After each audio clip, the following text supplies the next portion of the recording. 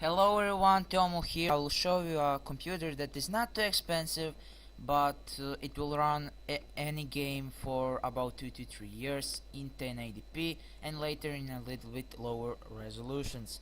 So let's go. And I'm sorry for the Bandicam logo at the start. It's just my crack won't work. I don't know why it always works, but whatever. So firstly we got our CPU.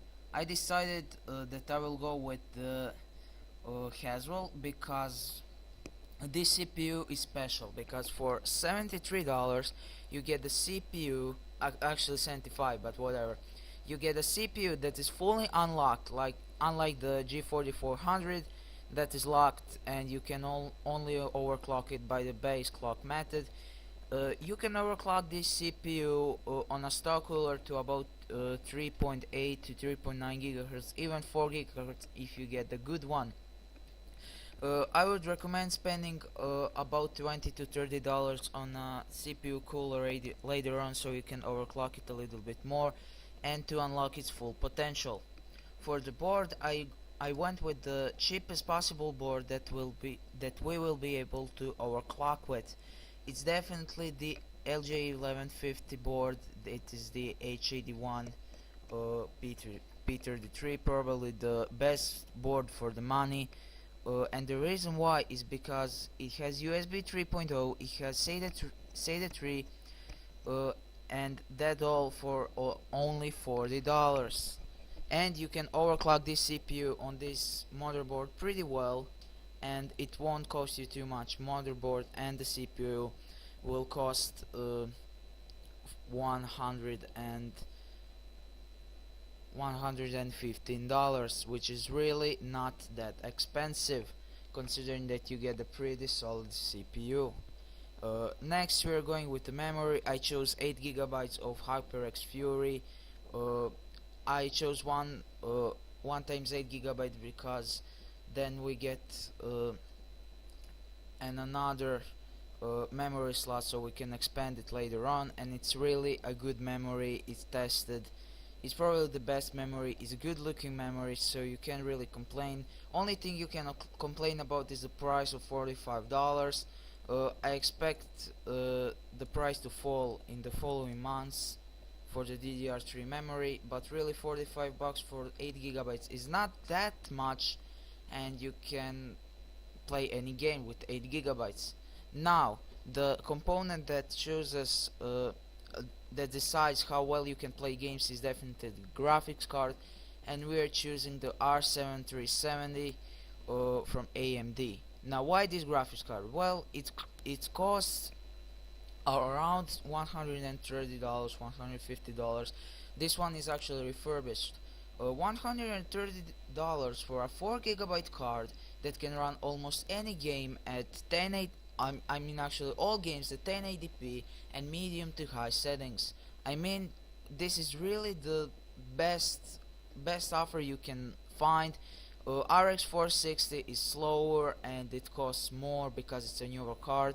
I really recommend this one, and really this card is awesome for the money. Next we have the power supply. I decided to go with the CX430 from Corsair because it's a really good quality power supply. It will power anything. It will power everything that we have. It has a PCIe connector, so don't worry about the Molex adapters. It's actually a 6 plus 2 pin connector, and I was pretty surprised for $40. And this power supply is really good. If you have more money, you can go with the 600 watt version just to ensure yourself for the future. Nextly, we have our case. Really the best case for the money is the DIY PC P48W. I really don't know the name of the case. It's only $25. You can see it's 50% off, and really the case is beautiful, beautiful, beautiful. And the only thing is the only thing that's a little bit fishy is because it has $9 shipping, but that doesn't matter because it's new, and $8 shipping for this kind of a case for only $25 it's worth, in my opinion. Nextly, we have our storage. Now you can go with the two options. You can go with the 1 TB hard drive, or with this, a 120 gig SSD for basically the same price, and you'll get a much better performance in Windows and rendering. um, I would really recommend an SSD and then buying a hard drive later, and then adding it to the system, because really SSD will make your computer so much faster. But if you really need extra storage immediately, you can go with 1 TB hard drive, which is also $50. Now I'm sorry, this page is supposed to be loaded, but I really don't care. It finally loaded. So the hard drive is around $50, and it's a really good hard drive, the VD Blue hard drive, but I would still recommend an SSD if you can afford it, if you can afford to have less storage for the same price. And the price of all of this without the Hyper Evo is $403. With the Hyper Evo uh, 212, it would be $433, but it's definitely worth it. And really, for 400 bucks you get a computer that will play almost any game for 2 or 3 years at medium settings. Now in the next 2 years low setting, but still it's the great budget PC.